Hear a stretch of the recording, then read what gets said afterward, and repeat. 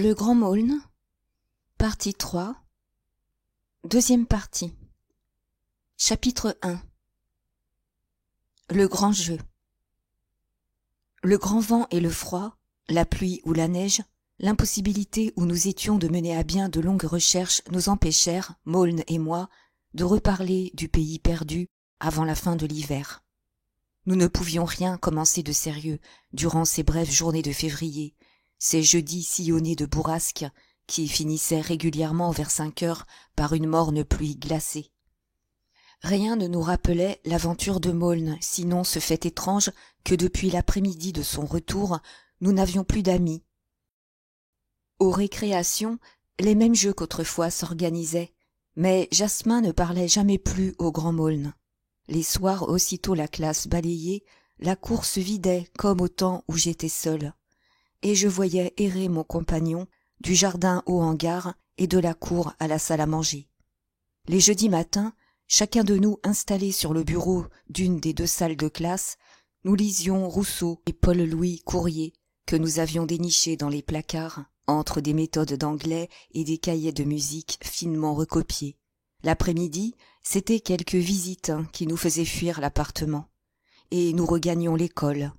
Nous entendions parfois des groupes de grands élèves qui s'arrêtaient un instant comme par hasard, devant le grand portail, le heurtaient en jouant à des jeux militaires incompréhensibles, et puis s'en allaient. Cette triste vie se poursuivit jusqu'à la fin de février. Je commençais à croire que Maulne avait tout oublié, lorsqu'une aventure, plus étrange que les autres, vint me prouver que je m'étais trompé, et qu'une crise violente se préparait sous la surface morne de cette vie d'hiver. Ce fut justement un jeudi soir, vers la fin du mois, que la première nouvelle du domaine étrange, la première vague de cette aventure dont nous ne reparlions pas, arriva jusqu'à nous. Nous étions en pleine veillée. Mes grands-parents repartis, restaient seulement avec nous Milly et mon père, qui ne se doutait nullement de la sourde fâcherie par quoi toute la classe était divisée en 2 clans. À 8 heures, Milly, qui avait ouvert la porte pour jeter dehors les miettes du repas, fit « Ah !» d'une voix si claire que nous nous rapprochâmes pour regarder. Il y avait sur le seuil une couche de neige. Comme il faisait très sombre, je m'avançai de quelques pas dans la cour pour voir si la couche était profonde. Je sentis des flocons légers qui me glissaient sur la figure et fondaient aussitôt. On me fit rentrer très vite, et Milly ferma la porte frileusement. À 9 heures, nous nous disposions à monter nous coucher. Ma mère avait déjà la lampe à la main, lorsque nous entendîmes très nettement 2 grands coups lancés à toute volée dans le portail, à l'autre bout de la cour. Elle replaça la lampe sur la table, et nous restâmes tous debout, aux aguets, l'oreille tendue.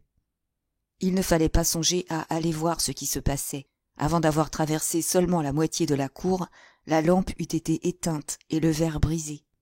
Il y eut un court silence, et mon père commençait à dire que c'était sans doute, lorsque, tout juste sous la fenêtre de la salle à manger, qui donnait, je l'ai dit, sur la route de la gare, un coup de sifflet partit, strident et très prolongé, qui dut s'entendre jusque dans la rue de l'église. Et, immédiatement derrière la fenêtre, à peine voilée par les carreaux poussés par des gens qui devaient être montés à la force des poignets sur l'appui extérieur, éclatèrent des cris perçants. « Amenez-le! Amenez-le » À l'autre extrémité du bâtiment, les mêmes cris répondirent. Ceux-là avaient dû passer par le champ du père Martin. Ils devaient être grimpés sur le mur bas qui séparait le champ de notre cour.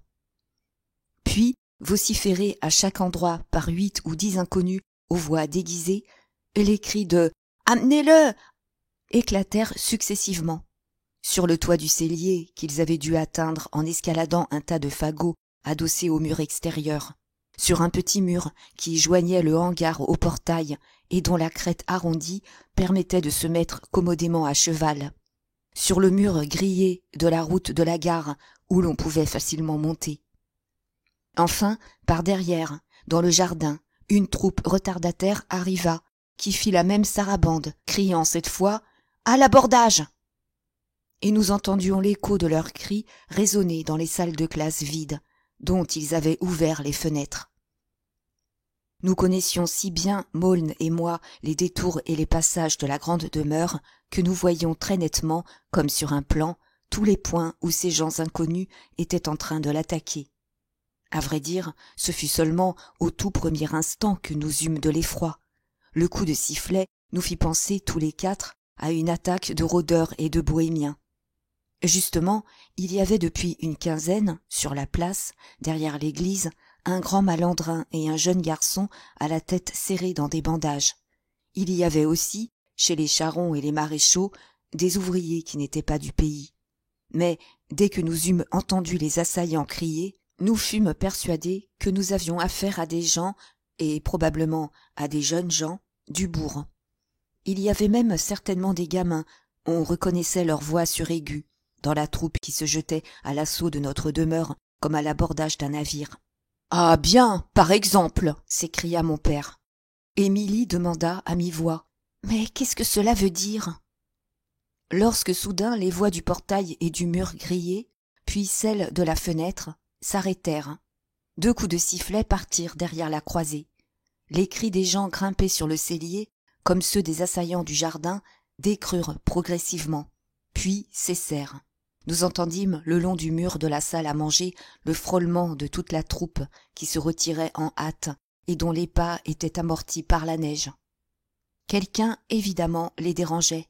À cette heure où tout dormait, ils avaient pensé mener en paix leur assaut contre cette maison isolée à la sortie du bourg. Mais voici qu'on troublait leur plan de campagne. À peine avions-nous eu le temps de nous ressaisir, car l'attaque avait été soudaine comme un abordage bien conduit, et nous disposions, nous, à sortir, que nous entendîmes une voix connue appeler à la petite grille. « Monsieur Sorel ! Monsieur Sorel !» C'était Monsieur Pasquier, le boucher. Le gros petit homme racla ses sabots sur le seuil, secoua sa courte blouse saupoudrée de neige et entra. Il se donnait l'air finaud et effaré de quelqu'un qui a surpris tout le secret d'une mystérieuse affaire. « J'étais dans ma cour, qui donne sur la place des 4 routes. J'allais fermer les tables des chevreaux. Tout d'un coup, dressés sur la neige, qu'est-ce que je vois ? 2 grands gars qui semblaient faire sentinelle ou guetter quelque chose. Ils étaient vers la croix. Je m'avance, je fais 2 pas. Hip, les voilà partis au grand galop du côté de chez vous. Ah, je n'ai pas hésité. J'ai pris mon falot et j'ai dit « Je vas aller raconter ça à monsieur Sorel. » Et le voilà qui recommence son histoire.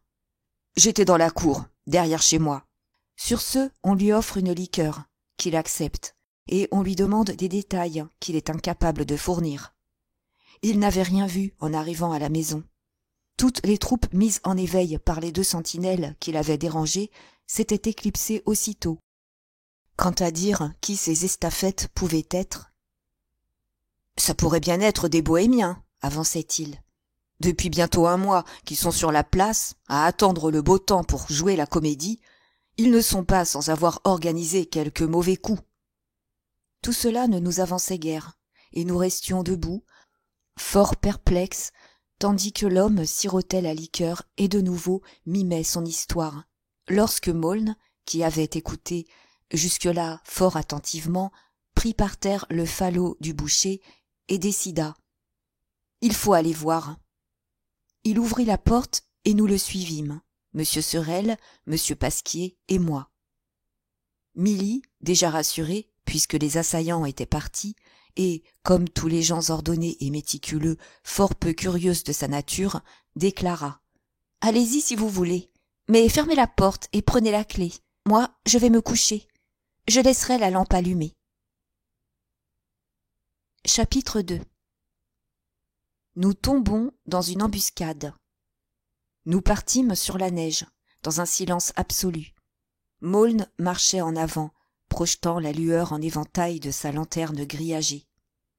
À peine sortions-nous par le grand portail que, derrière la bascule municipale, qui s'adossait au mur de notre préau, partirent d'un seul coup, comme perdreaux surpris, 2 individus encapuchonnés. Soit moquerie, soit plaisir causé par l'étrange jeu qu'ils jouaient là, soit excitation nerveuse et peur d'être rejoints, ils dirent en courant 2 ou 3 paroles coupées de rire. Maulne laissa tomber sa lanterne dans la neige en me criant « Suis-moi, François !» Et laissant là les deux hommes âgés incapables de soutenir une pareille course, nous nous lançâmes à la poursuite des deux ombres, qui, après avoir un instant contourné le bas du bourg, en suivant le chemin de la vieille planche, remontèrent délibérément vers l'église. Ils couraient régulièrement, sans trop de hâte, et nous n'avions pas de peine à les suivre. Ils traversèrent la rue de l'église, où tout était endormi et silencieux, et s'engagèrent derrière le cimetière dans un dédale de petites ruelles et d'impasses. C'était là un quartier de journaliers, de couturières et de tisserands, qu'on nommait les petits coins. Nous le connaissions assez mal, et nous n'y étions jamais venus la nuit. L'endroit était désert le jour, les journaliers absents, les tisserands enfermés, et durant cette nuit de grand silence, il paraissait plus abandonné, plus endormi encore que les autres quartiers du bourg. Il n'y avait donc aucune chance pour que quelqu'un survînt et nous prêtât main forte. Je ne connaissais qu'un chemin entre ces petites maisons posées au hasard comme des boîtes en carton. C'était celui qui menait chez la couturière qu'on surnommait la Muette. On descendait d'abord une pente assez raide, d'allée de place en place, puis, après avoir tourné 2 ou 3 fois, entre des petites cours de tisserands ou des écuries vides, on arrivait dans une large impasse fermée par une cour de ferme depuis longtemps abandonnée. Chez la Muette, tandis qu'elle engageait avec ma mère une conversation silencieuse, les doigts frétillants, coupés seulement de petits cris d'infirme, je pouvais voir par la croisée le grand mur de la ferme, qui était la dernière maison de ce côté du faubourg, et la barrière toujours fermée de la cour sèche, sans paille, où jamais rien ne passait plus. C'est exactement ce chemin que les deux inconnus suivirent. À chaque tournant, nous craignions de les perdre, mais, à ma surprise, nous arrivions toujours au détour de la ruelle suivante avant qu'ils l'eussent quittée. Je dis, à ma surprise, car le fait n'eût pas été possible, tant ces ruelles étaient courtes, s'ils n'avaient pas, chaque fois, tandis que nous les avions perdus de vue, ralenti leur allure. Enfin, sans hésiter, ils s'engagèrent dans la rue qui menait chez la Muette. Et je criai à Maulne. « Nous les tenons! C'est une impasse !» À vrai dire, c'étaient eux qui nous tenaient. Ils nous avaient conduits là où ils avaient voulu. Arrivés au mur, ils se retournèrent vers nous résolument, et l'un des deux lança le même coup de sifflet que nous avions déjà par 2 fois entendu, ce soir-là. Aussitôt, une dizaine de gars sortirent de la cour de la ferme abandonnée, où ils semblaient avoir été postés pour nous attendre. Ils étaient tous encapuchonnés, le visage enfoncé dans leur cache-nez. Qui c'était? Nous le savions d'avance, mais nous étions bien résolus à n'en rien dire à M. Sorel, que nos affaires ne regardaient pas. Il y avait Delouche, Denis, Giraudat et tous les autres. Nous reconnûmes dans la lutte leur façon de se battre et leurs voix entrecoupées. Mais un point demeurait inquiétant et semblait presque effrayer Maulne. Il y avait là quelqu'un que nous ne connaissions pas et qui paraissait être le chef. Il ne touchait pas Maulne. Il regardait manœuvrer ces soldats qui avaient fort à faire et qui, traînés dans la neige, déguenillés du haut en bas, s'acharnaient contre le grand gars essoufflé.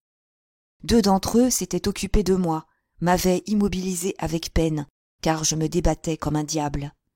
J'étais par terre, les genoux pliés, assis sur les talons. On me tenait les bras joints par derrière, et je regardais la scène avec une intense curiosité mêlée d'effroi. Maulne s'était débarrassé de 4 garçons du cour qu'il avait dégrafés de sa blouse en tournant vivement sur lui-même et en les jetant à toute volée dans la neige.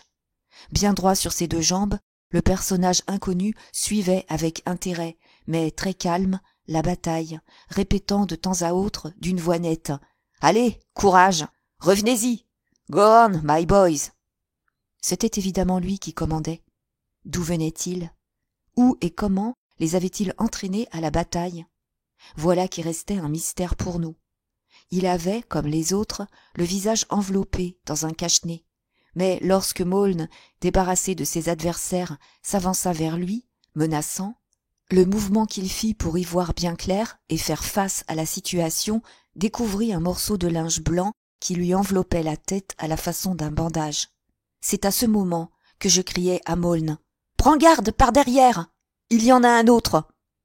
Il n'eut pas le temps de se retourner que de la barrière à laquelle il tournait le dos, un grand diable avait surgi et, passant habilement son cache-nez autour du cou de mon ami, le renversait en arrière.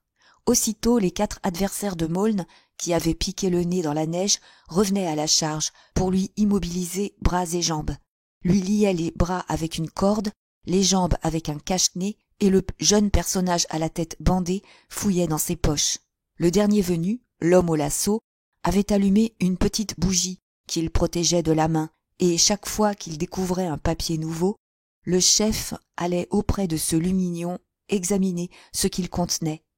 Il déplia enfin cette espèce de carte couverte d'inscriptions à laquelle Maulne travaillait depuis son retour, et s'écria avec joie.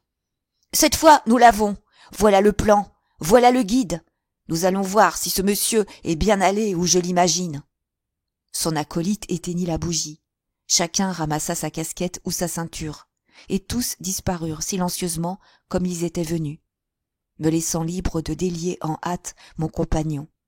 « Il n'ira pas très loin avec ce plan-là, » dit Maulne en se levant. Et nous repartîmes lentement, car il boitait un peu. Nous retrouvâmes sur le chemin de l'église Monsieur Sorel et le père Pasquier. « Vous n'avez rien vu ?» dirent-ils. « Nous non plus. » Grâce à la nuit profonde, ils ne s'aperçurent de rien. Le boucher nous quitta et Monsieur Sorel rentra bien vite se coucher. Mais nous deux, dans notre chambre, là-haut, à la lueur de la lampe que Milly nous avait laissée, nous restâmes longtemps à rafistoler nos blouses décousues, discutant à voix basse sur ce qui nous était arrivé, comme 2 compagnons d'armes le soir d'une bataille perdue. Chapitre 3. Le bohémien à l'école. Le réveil du lendemain fut pénible. À 8h30, à l'instant où M. Sorel allait donner le signal d'entrée, nous arrivâmes tout essoufflés pour nous mettre sur les rangs. Comme nous étions en retard, nous nous glissâmes n'importe où, mais d'ordinaire, le grand Maulne était le premier de la longue file d'élèves, coude à coude, chargés de livres, de cahiers et de porte-plumes, que M. Sorel inspectait. Je fus surpris de l'empressement silencieux que l'on mit à nous faire place vers le milieu de la file, et tandis que M. Sorel, retardant de quelques secondes l'entrée au cours, inspectait le grand Maulne, j'avançai curieusement la tête, regardant à droite et à gauche pour voir les visages de nos ennemis de la veille. Le premier que j'aperçus était celui-là même auquel je ne cessais de penser, mais le dernier que j'eusse pu m'attendre à voir en ce lieu. Il était à la place habituelle de Maulne, le premier de tous, un pied sur la marche de pierre, une épaule et le coin du sac qu'il avait sur le dos, à côté au chambranle de la porte. Son visage fin, très pâle, un peu piqué de rousseur, était penché et tourné vers nous avec une sorte de curiosité méprisante et amusée. Il avait la tête et tout un côté de la figure bandé de linge blanc. Je reconnaissais le chef de bande, le jeune bohémien qui nous avait volés la nuit précédente. Mais déjà nous entrions dans la classe et chacun prenait sa place. Le nouvel élève s'assit près du poteau, à la gauche du long banc dont Maulne occupait, à droite, la première place. Giraudat, Delouche et les 3 autres, du premier banc, s'étaient serrés les uns contre les autres pour lui faire place, comme si tout eût été convenu d'avance. Souvent, l'hiver, passait ainsi parmi nous des élèves de hasard, mariniers pris par les glaces dans le canal, apprentis, voyageurs immobilisés par la neige. Ils restaient au cours 2 jours, 1 mois, rarement plus. Objets de curiosité durant la première heure, ils étaient aussitôt négligés et disparaissaient bien vite dans la foule des élèves ordinaires. Mais celui-ci ne devait pas se faire aussitôt oublier. Je me rappelle encore cet être singulier et tous les trésors étranges apportés dans ce cartable qu'il s'accrochait au dos. Ce furent d'abord les porte-plumes à vue qu'il tira pour écrire sa dictée. Dans un œillet du manche, en fermant un œil, on voyait apparaître, trouble et grossi, la basilique de Lourdes ou quelque monument inconnu. Il en choisit un et les autres aussitôt passèrent de main en main. Puis ce fut un plumier chinois rempli de compas et d'instruments amusants qui s'en allèrent par le banc de gauche, glissant silencieusement, sournoisement, de main en main, sous les cahiers, pour que M. Sorel ne pût rien voir. Passèrent aussi des livres tout neufs, dont j'avais, avec convoitise, lu les titres derrière la couverture des rares bouquins de notre bibliothèque. La Tèpe aux merles, La Roche aux mouettes, Mon ami Benoît. Les uns feuilletaient d'une main sur leurs genoux ces volumes venus, on ne savait d'où, volés peut-être, et écrivaient la dictée de l'autre main. D'autres faisaient tourner les compas au fond de leur casier. D'autres, brusquement, tandis que M. Sorel, tournant le dos, continuait la dictée en marchant du bureau à la fenêtre, fermaient un œil et se collaient sur l'autre la vue glauque et trouée de Notre-Dame de Paris. Et l'élève étranger, la plume à la main, son fin profil contre le poteau gris, clignait des yeux, content de tout ce jeu furtif qui s'organisait autour de lui. Peu à peu, cependant, toute la classe s'inquiéta. Les objets, qu'on faisait passer, à mesure, arrivaient l'un après l'autre dans les mains du grand Maulne, qui, négligemment, sans les regarder, les posait auprès de lui. Il y en eut bientôt un tas, mathématiques et diversement colorés, comme au pied de la femme qui représente la science, dans les compositions allégoriques. Fatalement, M. Sorel allait découvrir ce déballage insolite et s'apercevoir du manège. Il devait songer, d'ailleurs, à faire une enquête sur les événements de la nuit. La présence du bohémien allait faciliter sa besogne. Bientôt, en effet, il s'arrêtait, surpris, devant le grand Maulne. « À qui appartient tout cela ?» demanda-t-il en désignant « tout cela » du dos de son livre refermé sur son index. « Je n'en sais rien, » répondit Maulne d'un ton bourru, sans lever la tête. Mais l'écolier inconnu intervint. « C'est à moi, dit-il. » Et il ajouta aussitôt, avec un geste large et élégant de jeune seigneur, auquel le vieil instituteur ne sut pas résister.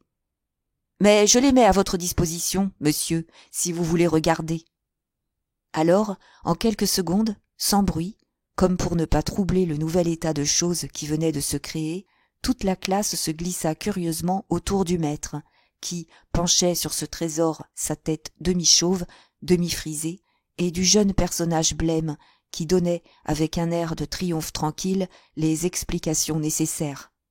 Cependant, silencieux à son banc, complètement délaissé, le grand Maulne avait ouvert son cahier de brouillon et, fronçant le sourcil, s'absorbait dans un problème difficile. Le quart d'heure nous surprit dans ses occupations. La dictée n'était pas finie, et le désordre régnait dans la classe. À vrai dire, depuis le matin, la récréation durait. À 10h30 donc, lorsque la cour sombre et boueuse fut envahie par les élèves, on s'aperçut bien vite qu'un nouveau maître régnait sur les jeux. De tous les plaisirs nouveaux que le bohémien dès ce matin-là introduisit chez nous, je ne me rappelle que le plus sanglant. C'était une espèce de tournoi où les chevaux étaient les grands élèves chargés des plus jeunes grimpés sur leurs épaules. Partagés en deux groupes qui partaient des deux bouts de la cour, ils fondaient les uns sur les autres, cherchant à terrasser l'adversaire par la violence du choc, et les cavaliers, usant de cache-nez comme de lasso, ou de leurs bras tendus comme de lances, s'efforçaient de désarçonner leurs rivaux. Il y en eut dont on esquivait le choc et qui, perdant l'équilibre, allaient s'étaler dans la boue, le cavalier roulant sous sa monture. Il y eut des écoliers à moitié désarçonnés que le cheval rattrapait par les jambes et qui, de nouveau acharnés à la lutte, regrimpaient sur ses épaules. Monté sur le grand de l'âge, qui avait des membres démesurés, le poil roux et les oreilles décollées, le mince cavalier à la tête bandée excitait les deux troupes rivales et dirigeait malignement sa monture en riant aux éclats. Augustin, debout sur le seuil de la classe, regardait d'abord avec mauvaise humeur s'organiser ses jeux, et j'étais auprès de lui, indécis. « C'est un malin, dit-il entre ses dents, les mains dans les poches. Venir ici, dès ce matin, c'était le seul moyen de n'être pas soupçonné, et M. Sorel s'y est laissé prendre. » Il resta là, un long moment, sa tête rase au vent, à maugréer contre ce comédien qui allait faire assommer tous ces gars dont il avait été peu de temps auparavant le capitaine. Et, enfant paisible que j'étais, je ne manquais pas de l'approuver. Partout, dans tous les coins, en l'absence du maître, se poursuivait la lutte. Les plus petits avaient fini par grimper les uns sur les autres. Ils couraient et culbutaient avant même d'avoir reçu le choc de l'adversaire. Bientôt, il ne resta plus debout, au milieu de la cour, qu'un groupe acharné et tourbillonnant, d'où surgissait par moments le bandeau blanc du nouveau chef. Alors le grand Maulne ne sut plus résister. Il baissa la tête, mit ses mains sur ses cuisses et me cria « Allons-y, François !» Surpris par cette décision soudaine, je sautai pourtant sans hésiter sur ses épaules, et en une seconde nous étions au fort de la mêlée, tandis que la plupart des combattants, éperdus, fuyaient en criant « Voilà Maulne! Voilà le grand Maulne !» Au milieu de ceux qui restaient, il se mit à tourner sur lui-même en me disant « Étends les bras, empoigne-les comme j'ai fait cette nuit !»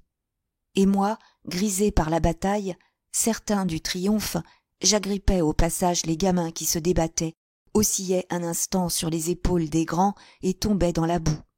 En moins de rien, il ne resta debout que le nouveau venu monté sur Delage. Mais celui-ci, peu désireux d'engager la lutte avec Augustin, d'un violent coup de rein en arrière, se redressa et fit descendre le cavalier blanc. La main à l'épaule de sa monture, comme un capitaine tient le mors de son cheval, le jeune garçon debout par terre regarda le grand Maulne avec un peu de saisissement et une immense admiration. « À la bonne heure, dit-il. » Mais aussitôt la cloche sonna, dispersant les élèves qui s'étaient rassemblés autour de nous dans l'attente d'une scène curieuse. Et Maulne, dépité de n'avoir pu jeter à terre son ennemi, tourna le dos en disant, avec mauvaise humeur, « Ce sera pour une autre fois. » Jusqu'à midi, la classe continua comme à l'approche des vacances, mêlée d'intermèdes amusants et de conversations dont l'écolier comédien était le centre. Il expliquait comment, immobilisés par le froid sur la place, ne songeant pas même à organiser des représentations nocturnes où personne ne viendrait, ils avaient décidé que lui-même irait au cours pour se distraire pendant la journée, tandis que son compagnon soignerait les oiseaux des îles et la chèvre savante. Puis ils racontaient leur voyage dans le pays environnant, alors que l'averse tombe sur le mauvais toit de zinc de la voiture et qu'il faut descendre aux côtes pour pousser à la roue. Les élèves du fond quittaient leur table pour venir écouter de plus près. Les moins romanesques profitaient de cette occasion pour se chauffer autour du poêle. Mais bientôt la curiosité les gagnait et ils se rapprochaient du groupe bavard, en tendant l'oreille, laissant une main posée sur le couvercle du poêle pour y garder leur place. « Et de quoi vivez-vous » demanda M. Sorel, qui suivait tout cela avec sa curiosité un peu puérile de maître d'école et qui posait une foule de questions. Le garçon hésita un instant, comme si jamais il ne s'était inquiété de ce détail. « Mais, répondit-il, de ce que nous avons gagné l'automne précédent, je pense. C'est Ganache qui règle les comptes. » Personne ne lui demanda qui était Ganache. Mais moi, je pensais au grand diable qui, traîtreusement, la veille au soir, avait attaqué Maulne par derrière et l'avait renversé.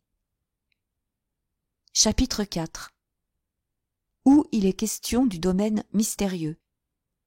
L'après-midi ramena les mêmes plaisirs et, tout le long du cours, le même désordre et la même fraude. Le bohémien avait apporté d'autres objets précieux, coquillages, jeux, chansons, et jusqu'à un petit singe qui griffait sourdement l'intérieur de sa gibecière. À chaque instant, il fallait que Sorel s'interrompît pour examiner ce que le malin garçon venait de tirer de son sac. 4 heures arrivèrent, et Maulne était le seul à avoir fini ses problèmes. Ce fut sans hâte que tout le monde sortit. Il n'y avait plus, semblait-il, entre les heures de cours et de récréation, cette dure démarcation qui faisait la vie scolaire simple et réglée, comme par la succession de la nuit et du jour. Nous en oubliâmes même de désigner comme d'ordinaire à M. Sorel, vers 4 heures moins 10, les 2 élèves qui devaient rester pour balayer la classe. Or, nous n'y manquions jamais, car c'était une façon d'annoncer et de hâter la sortie du cours. Le hasard voulut que ce fût ce jour-là le tour du grand Maulne. Et dès le matin, j'avais, en causant avec lui, averti le bohémien que les nouveaux étaient toujours désignés d'office pour faire le second balayeur, le jour de leur arrivée. Maulne revint en classe dès qu'il eut été chercher le pain de son goûter. Quant au bohémien, il se fit longtemps attendre et arriva le dernier, en courant, comme la nuit commençait de tomber. « Tu resteras dans la classe, » m'avait dit mon compagnon, « et pendant que je le tiendrai, tu lui reprendras le plan qu'il m'a volé. » Je m'étais donc assis sur une petite table, auprès de la fenêtre, lisant à la dernière lueur du jour, et je les vis tous les deux déplacer en silence les bancs de l'école. Le grand Maulne, taciturne et l'air dur, sa blouse noire boutonnée à 3 boutons en arrière et sanglée à la ceinture. L'autre, délicat, nerveux, la tête bandée comme un blessé. Il était vêtu d'un mauvais paletot avec des déchirures que je n'avais pas remarquées pendant le jour. Plein d'une ardeur presque sauvage, il soulevait et poussait les tables avec une précipitation folle, en souriant un peu. On eût dit qu'il jouait là quelque jeu extraordinaire dont nous ne connaissions pas le fin mot.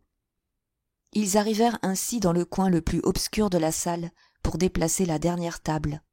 En cet endroit, d'un tour de main, Maulne pouvait renverser son adversaire, sans que personne du dehors eût chance de les apercevoir ou de les entendre par les fenêtres.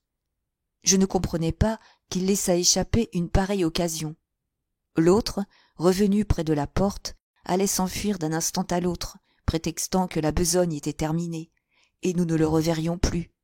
Le plan et tous les renseignements que Maulne avait mis si longtemps à retrouver, à concilier, à réunir, seraient perdus pour nous. À chaque seconde, j'attendais de mon camarade un signe, un mouvement, qui m'annonçât le début de la bataille, mais le grand garçon ne bronchait pas. Par instants seulement, il regardait avec une fixité étrange et d'un air interrogatif le bandeau du bohémien, qui, dans la pénombre de la nuit, paraissait largement taché de noir. La dernière table fut déplacée sans que rien arrivât. Mais au moment où, remontant tous les deux vers le haut de la classe, ils allaient donner sur le seuil un dernier coup de balai, Maulne, baissant la tête et, sans regarder notre ennemi, dit à mi-voix : « Votre bandeau est rouge de sang, et vos habits sont déchirés. » L'autre le regarda un instant, non pas surpris de ce qu'il disait, mais profondément ému de le lui entendre dire. « Ils ont voulu, répondit-il, m'arracher votre plan tout à l'heure, sur la place. Quand ils ont su que je voulais revenir ici balayer la classe, ils ont compris que j'allais faire la paix avec vous. Ils se sont révoltés contre moi. Mais je l'ai tout de même sauvé, ajouta-t-il fièrement en tendant à Maulne le précieux papier plié. Maulne se tourna lentement vers moi. « Tu entends ?» dit-il. « Il vient de se battre et de se faire blesser pour nous, tandis que nous lui tendions un piège. » Puis, cessant d'employer ce « vous » insolite, chez des écoliers de Sainte-Agathe, « Tu es un vrai camarade, » dit-il, et il lui tendit la main. Le comédien la saisit et demeura sans parole une seconde, très troublé, la voix coupée. Mais bientôt, avec une curiosité ardente, il poursuivit. « Ainsi, vous me tendiez un piège ? » Que c'est amusant. Je l'avais deviné, et je me disais, ils vont être bien étonnés, quand, m'ayant repris ce plan, ils s'apercevront que je l'ai complété. Complété ? Oh, attendez, pas entièrement. Quittant ce ton enjoué, il ajouta gravement et lentement, se rapprochant de nous. Maulne, il est temps que je vous le dise. Moi aussi, je suis allé là où vous avez été. J'assistais à cette fête extraordinaire. J'ai bien pensé, quand les garçons du cours m'ont parlé de votre aventure mystérieuse, qu'il s'agissait du vieux domaine perdu. Pour m'en assurer, je vous ai volé votre carte. Mais je suis comme vous, j'ignore le nom de ce château. Je ne saurais pas y retourner. Je ne connais pas en entier le chemin qui d'ici vous y conduirait. » Avec quel élan, avec quelle intense curiosité, avec quelle amitié nous nous pressâmes contre lui. Avidement, Maulne lui posait des questions, il nous semblait à tous deux qu'en insistant ardemment auprès de notre nouvel ami, nous lui ferions dire cela même qu'il prétendait ne pas savoir. « Vous verrez, répondait le jeune garçon, avec un peu d'ennui et d'embarras. Je vous ai mis sur le plan quelques indications que vous n'aviez pas. C'est tout ce que je pouvais faire. Puis, nous voyant plein d'admiration et d'enthousiasme, « Oh, dit-il, tristement et fièrement, je préfère vous avertir. Je ne suis pas un garçon comme les autres. Il y a 3 mois, j'ai voulu me tirer une balle dans la tête, et c'est ce qui vous explique ce bandeau, sur le front, comme un mobile de la Seine, en 1870. Et ce soir, en vous battant, la plaie s'est rouverte, dit Maulne avec amitié. Mais l'autre, sans y prendre garde, poursuivit d'un ton légèrement emphatique. Je voulais mourir, et puisque je n'ai pas réussi, je ne continuerai à vivre que pour l'amusement, comme un enfant, comme un bohémien. J'ai tout abandonné. Je n'ai plus ni père, ni sœur, ni maison, ni amour, plus rien que des compagnons de jeu. Ces compagnons-là vous ont déjà trahi, dis-je. Oui, répondit-il avec animation. C'est la faute d'un certain Delouche. Il a deviné que j'allais faire cause commune avec vous. Il a démoralisé ma troupe, qui était si bien en main. Vous avez vu cet abordage, hier au soir, comme c'était conduit, comme ça marchait. Depuis mon enfance, je n'avais rien organisé d'aussi réussi. Il resta songeur un instant, et il ajouta pour nous désabusser tout à fait sur son compte. Si je suis venu vers vous deux, ce soir, c'est que je m'en suis aperçu ce matin, il y a plus de plaisir à prendre avec vous qu'avec la bande de tous les autres. C'est ce Delouche surtout qui me déplaît. Quelle idée de faire l'homme à 17 ans. Rien ne me dégoûte davantage. Pensez-vous que nous puissions le repincer? Certes, dit Maulne, mais resterez-vous longtemps avec nous? Je ne sais. Je le voudrais beaucoup. Je suis terriblement seul. Je n'ai que Ganache. Toute sa fièvre, tout son enjouement était tombé soudain. Un instant, il plongea dans ce même désespoir où, sans doute, un jour, l'idée de se tuer l'avait surpris. « Soyez mes amis, dit-il soudain. Voyez, je connais votre secret et je l'ai défendu contre tous. Je puis vous remettre sur la trace que vous avez perdue. » Et il ajouta presque solennellement. « Soyez mes amis pour le jour où je serai encore à 2 doigts de l'enfer comme une fois déjà. Jurez-moi que vous répondrez quand je vous appellerai ainsi. » Et il poussa une sorte de cri étrange. « Ouh, ouh !»« Vous, Maulne, jurez d'abord. » Et nous jurâmes, car, enfants que nous étions, tout ce qui était plus solennel et plus sérieux que nature nous séduisait. « En retour, dit-il, voici maintenant tout ce que je puis vous dire.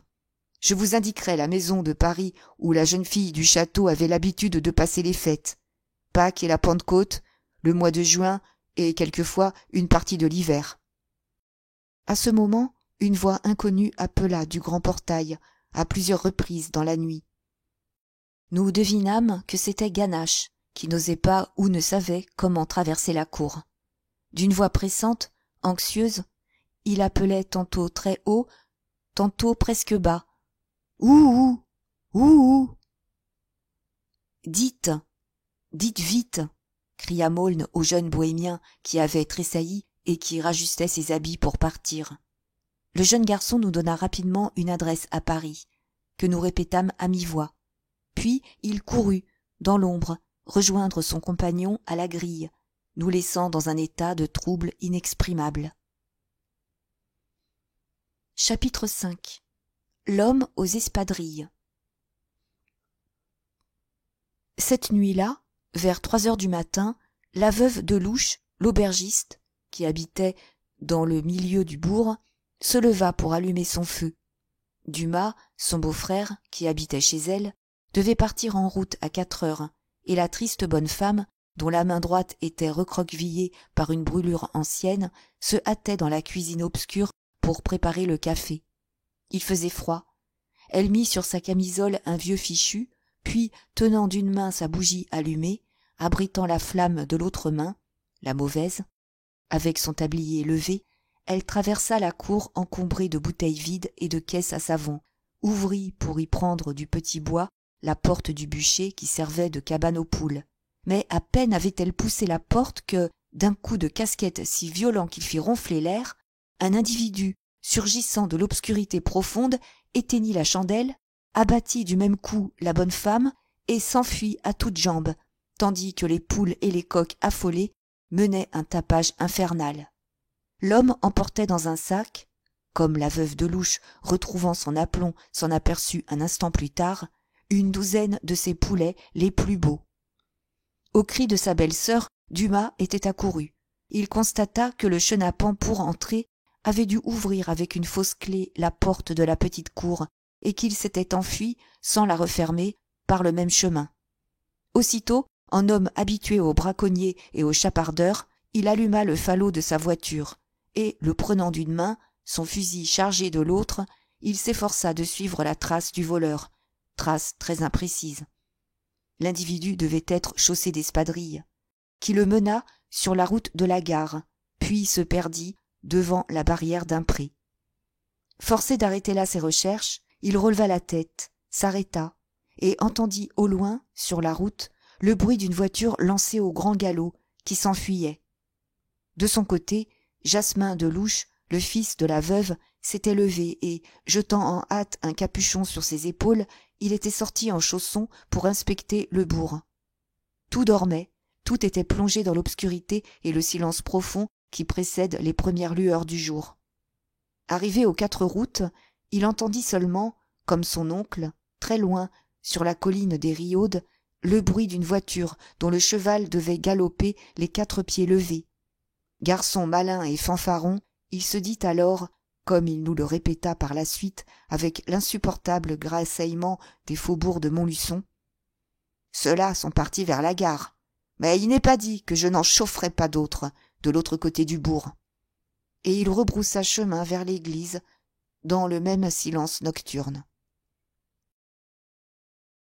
Sur la place, dans la roulotte des Bohémiens, il y avait une lumière, quelqu'un de malade sans doute.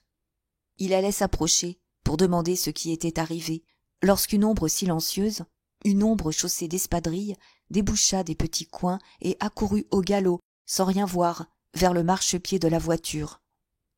Jasmin, qui avait reconnu l'allure de Ganache, s'avança soudain dans la lumière et demanda à mi-voix : « Eh bien, qu'y a-t-il » Hagard, échevelé, édenté, l'autre s'arrêta, le regarda, avec un rictus misérable causé par l'effroi et la suffocation, et répondit d'une haleine hachée : « C'est le compagnon qui est malade. Il s'est battu hier soir et sa blessure s'est rouverte. Je viens d'aller chercher la sœur. » En effet, comme Jasmin de Louche, fort intrigué, rentrait chez lui pour se recoucher, il rencontra, vers le milieu du bourg, une religieuse qui se hâtait. Au matin, plusieurs habitants de Sainte-Agathe sortirent sur le seuil de leur porte avec les mêmes yeux bouffis et meurtris par une nuit sans sommeil. Ce fut chez tous un cri d'indignation et, par le bourg, comme une traînée de poudre. Chez Giraudat, on avait entendu, vers 2 heures du matin, une carriole qui s'arrêtait et dans laquelle on chargeait en hâte des paquets qui tombaient mollement. Il n'y avait, dans la maison, que 2 femmes, et elles n'avaient pas osé bouger. Au jour, elles avaient compris, en ouvrant la basse-cour, que les paquets en question étaient les lapins et la volaille. Milly, durant la première récréation, trouva devant la porte de la buanderie plusieurs allumettes à demi brûlées. On en conclut qu'ils étaient mal renseignés sur notre demeure et n'avaient pu entrer. Chez Perreux, chez Boujardon et chez Clément, on crut d'abord qu'ils avaient volé aussi les cochons, mais on les retrouva dans la matinée, occupés à déterrer des salades dans différents jardins. Tout le troupeau avait profité de l'occasion et de la porte ouverte pour faire une petite promenade nocturne. Presque partout, on avait enlevé la volaille, mais on s'en était tenu là. Madame Pignot, la boulangère, qui ne faisait pas d'élevage, cria bien toute la journée qu'on lui avait volé son battoir et 1 livre d'indigo, mais le fait ne fut jamais prouvé, ni inscrit sur le procès-verbal. Cet affolement, cette crainte, ce bavardage durèrent tout le matin. En classe, Jasmin raconta son aventure de la nuit. « Ah, ils sont malins, disait-il. Mais si mon oncle en avait rencontré un, il l'a bien dit. Je le fusillais comme un lapin. Et il ajoutait en nous regardant. C'est heureux qu'il n'ait pas rencontré Ganache. Il était capable de tirer dessus. C'est tous la même race, qu'il dit. Et de Seigne le disait aussi. Personne, cependant, ne songeait à inquiéter nos nouveaux amis. C'est le lendemain soir seulement que Jasmin fit remarquer à son oncle que Ganache, comme leur voleur, était chaussé d'espadrilles. Ils furent d'accord pour trouver qu'il valait la peine de dire cela aux gendarmes. Ils décidèrent donc, en grand secret, d'aller, dès leur premier loisir, au chef-lieu du canton, prévenir le brigadier de la gendarmerie. Durant les jours qui suivirent, le jeune bohémien malade de sa blessure légèrement rouverte ne parut pas. Sur la place de l'église, le soir, nous allions rôder, rien que pour voir sa lampe derrière le rideau rouge de la voiture. Pleins d'angoisse et de fièvre, nous restions là, sans oser approcher de l'humble bicoque, qui nous paraissait être le mystérieux passage et l'antichambre du pays dont nous avions perdu le chemin. Chapitre 6. Une dispute dans la coulisse. Tant d'anxiété et de troubles divers, durant ces jours passés, nous avaient empêchés de prendre garde que Mars était venu et que le vent avait molli. Mais le 3e jour après cette aventure, en descendant le matin dans la cour, brusquement je compris que c'était le printemps. Une brise délicieuse, comme une eau tiédie, coulait par-dessus le mur. Une pluie silencieuse avait mouillé la nuit les feuilles des pivoines. La terre remuée du jardin avait un goût puissant, et j'entendais, dans l'arbre voisin de la fenêtre, un oiseau qui essayait d'apprendre la musique. Maulne, à la première récréation, parla d'essayer tout de suite l'itinéraire qu'avait précisé l'écolier bohémien. À grand-peine, je lui persuadai d'attendre que nous eussions revu notre ami, que le temps fût sérieusement au beau, que tous les pruniers de Sainte-Agathe fussent en fleurs. Appuyés contre le mur bas de la petite ruelle, les mains aux poches et nu-tête, nous parlions, et le vent tantôt nous faisait frissonner de froid, tantôt, par bouffées de tiédeur, réveillait en nous je ne sais quel vieil enthousiasme profond. Ah, frères, compagnons, voyageurs, comme nous étions persuadés, tous deux, que le bonheur était proche, et qu'il allait suffire de se mettre en chemin pour l'atteindre. À 12h30, pendant le déjeuner, nous entendîmes un roulement de tambour sur la place des 4 routes. En un clin d'œil, nous étions sur le seuil de la petite grille, nos serviettes à la main. C'était Ganache qui annonçait pour le soir, à 8h, vu le beau temps, une grande représentation sur la place de l'église. À tout hasard, pour se prémunir contre la pluie, une tente serait dressée. Suivait un long programme des attractions, que le vent emporta, mais où nous pûmes distinguer vaguement pantomime, chansons, fantaisies équestres. Le tout scandé par de nouveaux roulements de tambour. Pendant le dîner du soir, la grosse caisse, pour annoncer la séance, tonna sous nos fenêtres et fit trembler les vitres. Bientôt après, passèrent avec un bourdonnement de conversation les gens des faubourgs, par petits groupes qui s'en allaient vers la place de l'église. Et nous étions là, tous deux, forcés de rester à table, trépignant d'impatience. Vers 9h, enfin, nous entendîmes des frottements de pieds et de rires étouffés à la petite grille. Les institutrices venaient nous chercher. Dans l'obscurité complète, nous partîmes en bande vers le lieu de la comédie. Nous apercevions de loin le mur de l'église illuminé comme par un grand feu. 2 quinquets allumés devant la porte de la baraque ondulaient au vent. À l'intérieur, des gradins étaient aménagés comme dans un cirque. Monsieur Sorel, les institutrices, Maulne et moi, nous nous installâmes sur les bancs les plus bas. Je revois ce lieu, qui devait être fort étroit, comme un cirque véritable, avec de grandes nappes d'ombre où s'étageaient madame Pignot, la boulangère, et Fernande, l'épicière, les filles du bourg, les ouvriers maréchaux, des dames, des gamins, des paysans, d'autres gens encore. La représentation était avancée plus qu'à moitié. On voyait sur la piste une petite chèvre savante qui, bien docilement, mettait ses pieds sur 4 vers, puis sur 2, puis sur un seul. C'était Ganache qui la commandait doucement, à petits coups de baguette, en regardant vers nous d'un air inquiet, la bouche ouverte, les yeux morts. Assis sur un tabouret, près de 2 autres quinquets, à l'endroit où la piste communiquait avec la roulotte, nous reconnûmes, en fin maillot noir, front bandé, le meneur de jeu, notre ami. À peine étions-nous assis que bondissait sur la piste un poney tout harnaché à qui le jeune personnage blessé fit faire plusieurs tours, et qui s'arrêtait toujours devant l'un de nous lorsqu'il fallait désigner la personne la plus aimable ou la plus brave de la société, mais toujours devant madame Pignot lorsqu'il s'agissait de découvrir la plus menteuse, la plus avare ou la plus amoureuse. Et c'était autour d'elle des rires, des cris et des coins-coins, comme dans un troupeau d'oies que pourchasse un épagnol. À l'entracte, le meneur de jeu vint s'entretenir un instant avec M. Sorel, qui n'eût pas été plus fier d'avoir parlé à Talma ou à Léotard. Et nous écoutions avec un intérêt passionné tout ce qu'il disait, de sa blessure, refermée, de ce spectacle, préparé durant les longues journées d'hiver, de leur départ, qui ne serait pas avant la fin du mois, car il pensait donner jusque-là des représentations variées et nouvelles. Le spectacle devait se terminer par une grande pantomime. Vers la fin de l'entracte, notre ami nous quitta, et, pour regagner l'entrée de la roulotte, fut obligé de traverser un groupe qui avait envahi la piste, et au milieu duquel nous aperçûmes soudain Jasmin Delouche. Les femmes et les filles s'écartèrent. Ce costume noir, cet air blessé, étrange et brave, les avait toutes séduites. Quant à Jasmin, qui paraissait revenir à cet instant d'un voyage, et qui s'entretenait à voix basse mais animée avec madame Pignot, il était évident qu'une cordelière, un col bas et des pantalons éléphants eussent fait plus sûrement sa conquête. Il se tenait les pouces au revers de son veston, dans une attitude à la fois très fat et très gênée.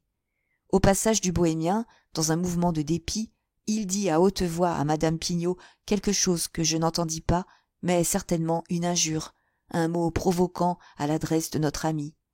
Ce devait être une menace grave et inattendue, car le jeune homme ne put s'empêcher de se retourner et de regarder l'autre, qui, pour ne pas perdre contenance, ricanait, poussait ses voisins du coude, comme pour les mettre de son côté.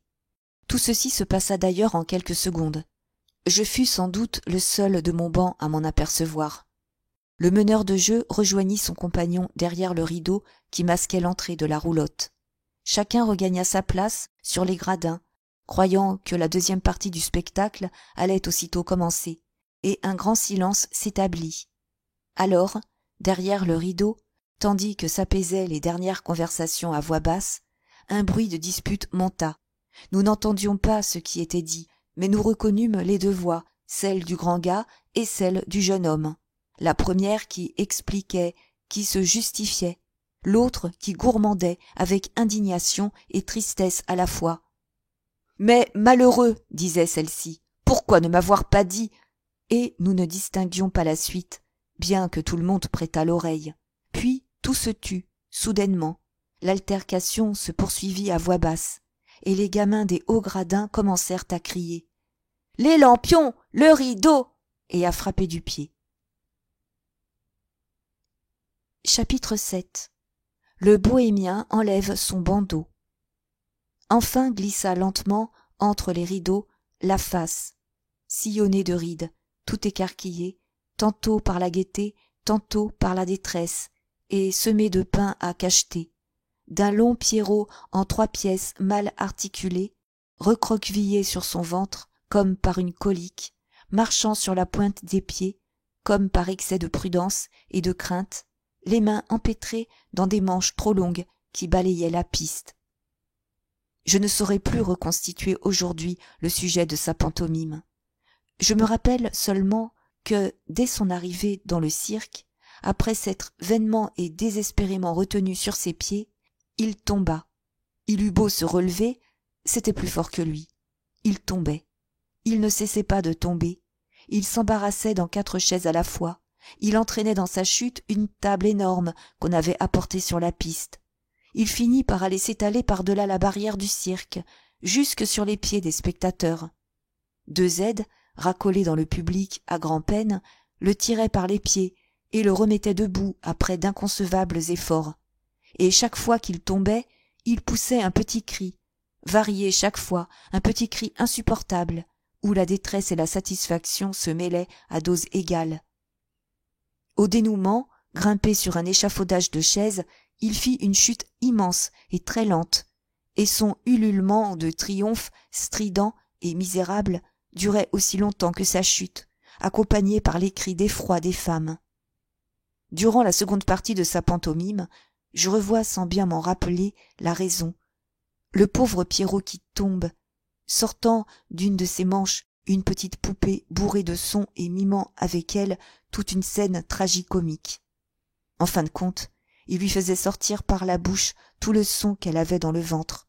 Puis, avec de petits cris pitoyables, il la remplissait de bouillie, et au moment de la plus grande attention, tandis que tous les spectateurs, la lèvre pendante, avaient les yeux fixés sur la fille visqueuse et crevée du pauvre Pierrot, il la saisit soudain par un bras et la lança à toute volée à travers les spectateurs, sur la figure de Jasmin Delouche, dont elle ne fit que mouiller l'oreille, pour aller ensuite s'aplatir sur l'estomac de madame Pignot, juste au-dessous du menton. La boulangère poussa un tel cri, elle se renversa si fort en arrière, et toutes ses voisines l'imitèrent si bien que le banc se rompit, et la boulangère, Fernande, la triste veuve Delouche et 20 autres s'effondrèrent, les jambes en l'air, au milieu des rires, des cris et des applaudissements, tandis que le grand clown, abattu la face contre terre, se relevait pour saluer et dire « Nous avons, mesdames et messieurs, l'honneur de vous remercier. » Mais à ce moment même, et au milieu de l'immense brouhaha, le grand Maulne, silencieux depuis le début de la pantomime et qui semblait plus absorbé de minute en minute, se leva brusquement, me saisit par le bras, comme incapable de se contenir, et me cria « Regarde, le bohémien, regarde, je l'ai enfin reconnu !» Avant même d'avoir regardé, comme si depuis longtemps, inconsciemment, cette pensée couvait en moi et n'attendait que l'instant d'éclore, j'avais deviné. Debout auprès d'un quinquet, à l'entrée de la roulotte, le jeune personnage inconnu avait défait son bandeau et jeté sur ses épaules une pèlerine. On voyait, dans la lueur fumeuse comme naguère, à la lumière de la bougie, dans la chambre du domaine, un très fin, très aquilin visage sans moustache. Pâle, les lèvres entr'ouvertes, il feuilletait hâtivement une sorte de petit album rouge qui devait être un atlas de poche. Sauf une cicatrice qui lui barrait la tempe et disparaissait sous la masse des cheveux, c'était tel que me l'avait décrit minutieusement le grand Maulne, le fiancé du domaine inconnu. Il était évident qu'il avait ainsi enlevé son bandage pour être reconnu de nous. Mais à peine le grand Maulne avait-il fait ce mouvement et poussé ce cri que le jeune homme rentrait dans la roulotte, après nous avoir jeté un coup d'œil d'entente et nous avoir souri avec une vague tristesse, comme il souriait d'ordinaire. « Et l'autre, disait Maulne avec fièvre, comment ne l'ai-je pas reconnu tout de suite? C'est le Pierrot de la fête, là-bas. » Et il descendit les gradins pour aller vers lui. Mais déjà Ganache avait coupé toutes les communications avec la piste. Un à un, il éteignait les 4 quinquets du cirque, et nous étions obligés de suivre la foule qui s'écoulait très lentement, canalisée entre les bancs parallèles, dans l'ombre où nous piétinions d'impatience. Dès qu'il fut dehors enfin, le grand Maulne se précipita vers la roulotte, escalada le marchepied, frappa à la porte, mais tout était clos déjà. Déjà, sans doute, dans la voiture à rideaux, comme dans celle du poney, de la chèvre et des oiseaux savants, tout le monde était rentré et commençait à dormir. Chapitre 8. Les gendarmes. Il nous fallut rejoindre la troupe de messieurs et de dames qui revenaient vers le cours supérieur par les rues obscures. Cette fois, nous comprenions tout. Cette grande silhouette blanche que Maulne avait vue le dernier soir de la fête, filer entre les arbres, c'était Ganache, qui avait recueilli le fiancé désespéré et s'était enfui avec lui. L'autre avait accepté cette existence sauvage, pleine de risques, de jeu et d'aventure. Il lui avait semblé recommencer son enfance. Franz de Galais nous avait jusqu'ici caché son nom, et il avait feint d'ignorer le chemin du domaine, par peur sans doute d'être forcé de rentrer chez ses parents. Mais pourquoi, ce soir-là, lui avait-il plu soudain de se faire connaître à nous et de nous laisser deviner la vérité tout entière? Que de projets le grand Maulne ne fit-il pas, tandis que la troupe des spectateurs s'écoulait lentement à travers le bourg. Il décida que, dès le lendemain matin, qui était un jeudi, il irait trouver Franz. Et, tous les deux, ils partiraient pour là-bas. Quel voyage sur la route mouillée! Franz expliquerait tout, tout s'arrangerait, et la merveilleuse aventure allait reprendre là où elle s'était interrompue. Quant à moi, je marchais dans l'obscurité avec un gonflement de cœur indéfinissable. Tout se mêlait pour contribuer à ma joie, depuis le faible plaisir que donnait l'attente du jeudi jusqu'à la très grande découverte que nous venions de faire, jusqu'à la très grande chance qui nous était échue. Et je me souviens que, dans ma soudaine générosité de cœur, je m'approchais de la plus laide des filles du notaire, à qui l'on m'imposait parfois le supplice d'offrir mon bras, et spontanément je lui donnais la main. Amers souvenirs, vains espoirs écrasés. Le lendemain, dès 8 heures, lorsque nous débouchâmes tous les deux sur la place de l'église, avec nos souliers bien cirés, nos plaques de ceinturon bien astiquées et nos casquettes neuves, Maulne, qui jusque-là se retenait de sourire en me regardant, poussa un cri et s'élança vers la place vide. Sur l'emplacement de la baraque et des voitures, il n'y avait plus qu'un pot cassé et des chiffons. Les bohémiens étaient partis. Un petit vent, qui nous parut glacé, soufflait. Il me semblait qu'à chaque pas nous allions buter sur le sol caillouteux et dur de la place, et que nous allions tomber. Maulne, affolé, fit 2 fois le mouvement de s'élancer, d'abord sur la route du vieux Nançay, puis sur la route de Saint-Loup-des-Bois. Il mit sa main au-dessus de ses yeux, espérant un instant que nos gens venaient seulement de partir. Mais que faire? 10 traces de voitures s'embrouillaient sur la place, puis s'effaçaient sur la route dure. Il fallut rester là, inerte. Et tandis que nous revenions, à travers le village où la matinée du jeudi commençait, 4 gendarmes à cheval, avertis par Delouche la veille au soir, débouchèrent au galop sur la place et s'éparpillèrent à travers les rues pour garder toutes les issues, comme des dragons qui font la reconnaissance d'un village. Mais il était trop tard. Ganache, le voleur de poulets, avait fui avec son compagnon. Les gendarmes ne retrouvèrent personne, ni lui, ni ceux-là qui chargeaient dans des voitures les chapons qui l'étranglaient. Prévenu à temps par le mot imprudent de Jasmin, Franz avait dû comprendre soudain de quel métier son compagnon et lui vivaient quand la caisse de la roulotte était vide. Plein de honte et de fureur, il avait arrêté aussitôt un itinéraire et décidé de prendre du champ avant l'arrivée des gendarmes. Mais, ne craignant plus désormais qu'on tentât de le ramener au domaine de son père, il avait voulu se montrer à nous sans bandage, avant de disparaître. Un seul point resta toujours obscur. Comment Ganache avait-il pu à la fois dévaliser les basses-cours et quérir la bonne sœur pour la fièvre de son ami? Mais n'était-ce pas là toute l'histoire du pauvre diable? Voleur et cheminot d'un côté, bonne créature de l'autre.